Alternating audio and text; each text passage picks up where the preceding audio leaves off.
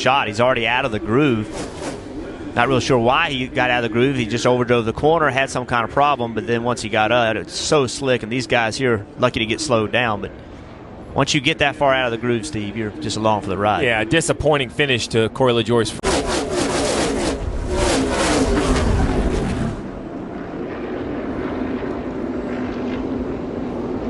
This is like contact right in the middle of the corner. Almost looks like they were 3 wide. It's a little hard to tell, to be quite honest. But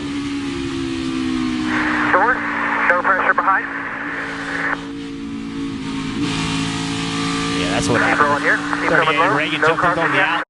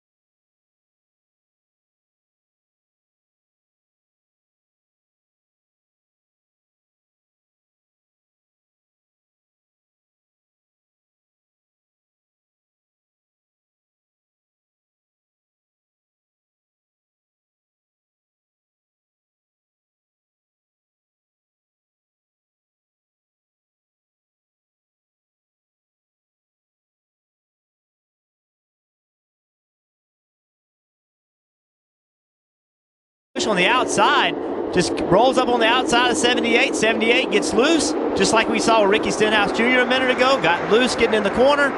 Could not hold the car on the bottom, gets in the side of the 18. Ty Dillon, great job not running into the side of Kyle Busch. This is racing. This is side by side. I know it's 49 to go, but it's side by side racing for the win. You saw the wiggle from Martin Truex Jr. He just could not hold the car on the bottom without being loose. Had to turn the car to the right or he would have spun out and got into the side of the 18.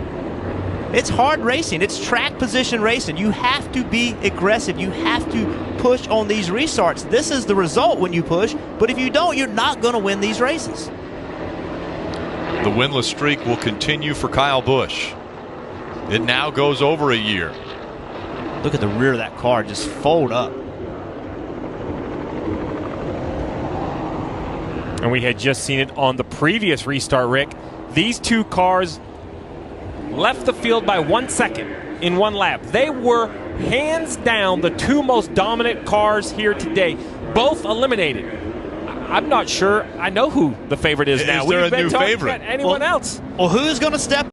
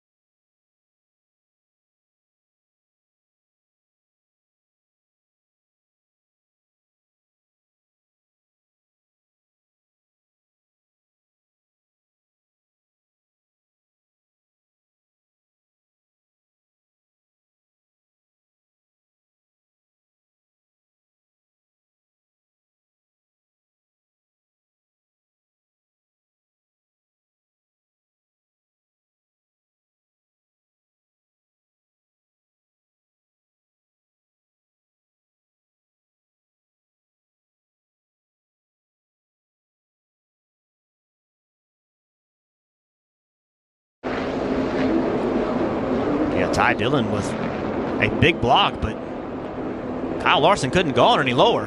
You put Kyle Larson in a position where he either was going to lift or wreck, and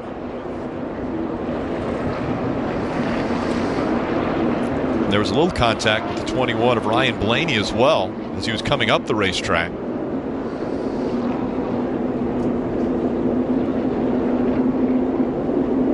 So a lot of cleanup that still needs to be done on the track. There's parts to the 42 car. And much like we saw with the 78, Rick, the 42 makes contact multiple times with the wall. Decent contact, not a huge impact. This one right here, though, actually might have been one of the bigger hits, and at that point you see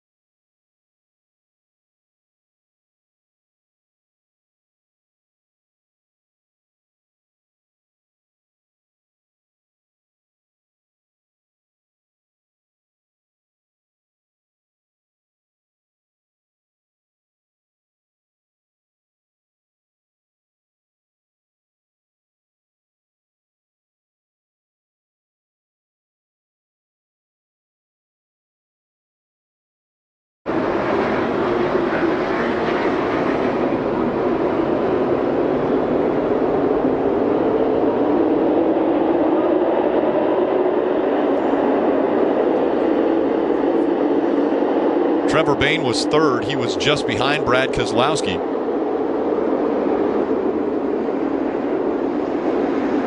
Three of Austin Dillon also in there. Look right here. Look at Kate. See Keselowski's hand out the window. He's asking for help. Hey, push me. Give me a push. That's what this is all about. And it actually helps Brad Keselowski. He actually gets ahead of Trevor Bayne, I believe. This push from the 6 car is better than the push from the 11.